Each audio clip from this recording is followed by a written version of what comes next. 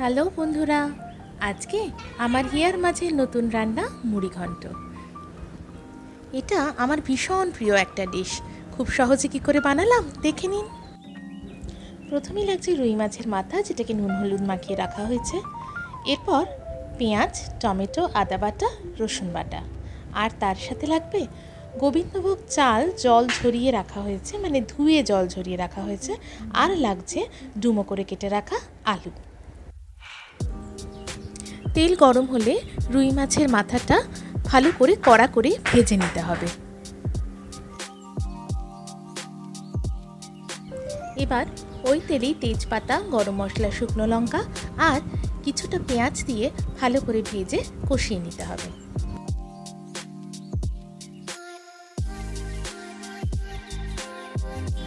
এবার যোগ করব রসুন বাটা। রসুন বাটাটা দিয়েও ভালো করে ভেজে নেব। এবার দিলাম আদা বাটা, দিয়ে দিলাম টমেটো। টমেটোটা দেওয়ার পরেই নুন দিয়ে দেবো, দিয়ে মশলাটা ভালো করে কষাতে থাকবো। মশলাটা কষাতে কষাতেই অন্য একটি কড়ায় আবার তেল গরম করে কেটে রাখা আলুগুলোকে ভালো করে ভেজে নেব, একটু নুন আর হলুদ সহযোগে। এদিকে মশলায় অ্যাড করলাম জিরে গুঁড়ো,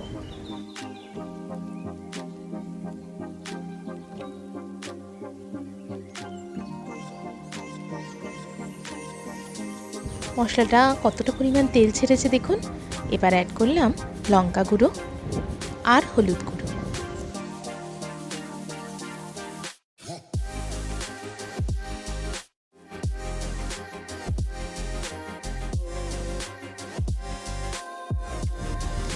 এবার সামান্য জল অ্যাড করে মশলাটাকে আবার ভালো করে কষাবো। মশলাটা ভালো করে ভাজা হয়ে গেলে এর মধ্যে ওই চালটা যোগ করে দেব এবং ভালোভাবে নাড়াচাড়া করতে থাকবো। চালটা ভালো করে ভাজা হয়ে গেলে এর মধ্যে আগে থেকে ভেজে রাখা আলুটা যোগ করব এবং ওই যে মাছের মাথাটা যেটা ভেজে রেখেছিলাম সেটা ছোট ছোট টুকরো করে এর ভেতরে মিশিয়ে দেব।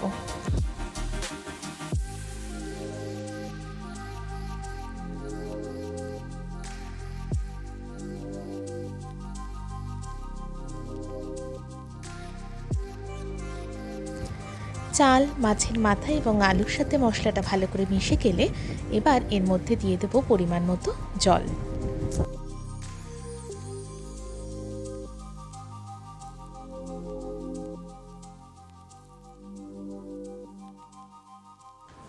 এরপর চাপা দিয়ে চালটা সেদ্ধ হওয়া অবধি রান্না করব।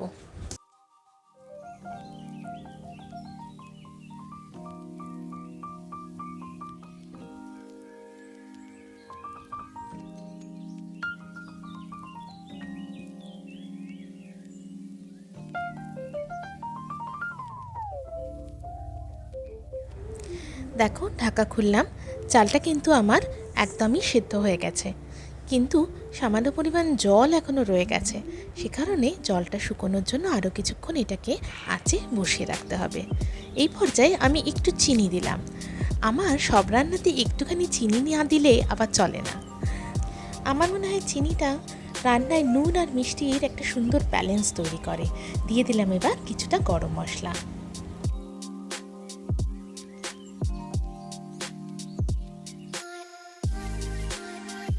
এবার কিন্তু আমাদের রান্না প্রায় শেষ। ওপর থেকে একটু ঘি ছড়িয়ে এবার নামিয়ে নেব। তবে হ্যাঁ, বেশি শুকনো কিন্তু এটা করব না, কারণ ঠান্ডা হলে এটা কিন্তু আরও কিছুটা শুকিয়ে যাবে। খেতে কিন্তু এটা দারুণ হয়েছিল। আপনাদের কেমন লাগলো এই মুড়ি ঘন্টর রেসিপি, সেটা কিন্তু আমাকে অবশ্যই জানাবেন। টাটা।